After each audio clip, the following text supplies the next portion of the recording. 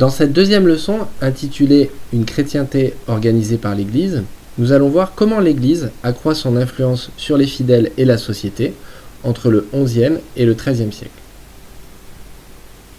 Dans le grand A, nous allons voir comment l'Église encadre les fidèles et la société.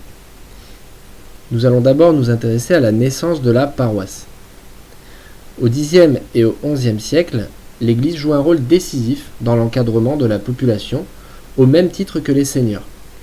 Les prêtres, par exemple, permettent la naissance du village.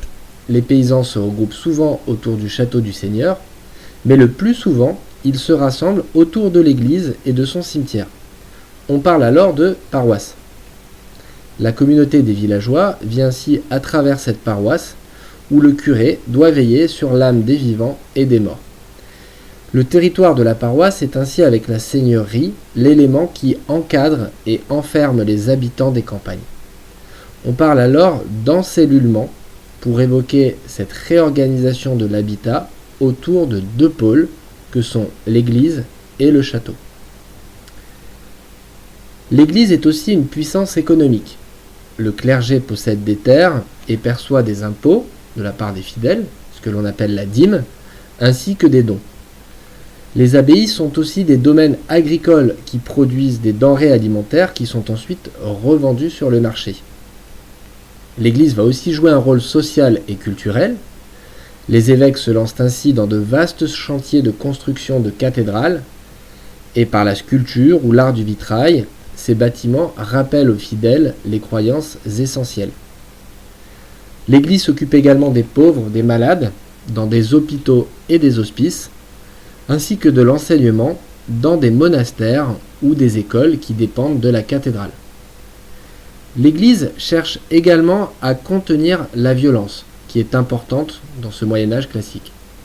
Tout d'abord par la trêve de Dieu, qui interdit tout combat à certains moments de l'année, notamment pendant les fêtes religieuses, et ensuite par la paix de Dieu, qui protège les bâtiments, les gens d'église, ainsi que la population. Donc l'Église essaye de faire une barrière entre la violence exercée par les laïcs vis-à-vis de la population. Néanmoins, l'Église est elle-même impliquée dans certains abus courants du Moyen-Âge. C'est ce que l'on constate, notamment avec les abbés et les évêques, qui sont de riches seigneurs, mais qui n'hésitent pas parfois à imposer la violence.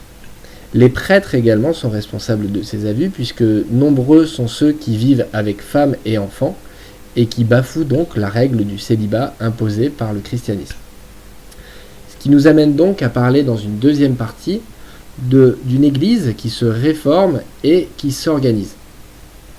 Effectivement, pour lutter contre les abus, le pape Grégoire VII engage une réforme, ce que l'on appelle la réforme grégorienne, dont le but est de moraliser le clergé, pour l'empêcher de commettre ces abus, et d'empêcher l'intervention des laïcs dans la nomination des clercs. L'organisation de l'Église.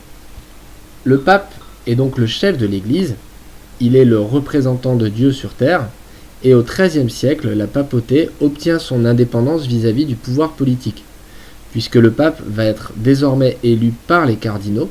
C'est lui qui nomme ensuite les archevêques et les évêques, qui sont en charge de la gestion des différents territoires de la chrétienté. L'évêque, quant à lui, nomme les prêtres de son diocèse. Il doit leur rendre régulièrement visite pour les assister dans leurs tâches. L'évêque peut aussi les rassembler en synode, sorte de réunion, dont les décisions doivent ensuite être appliquées. Les archevêques, les évêques et les prêtres forment ainsi ce que l'on appelle le clergé séculier, c'est-à-dire le clergé qui vit dans le siècle et qui est au contact des fidèles.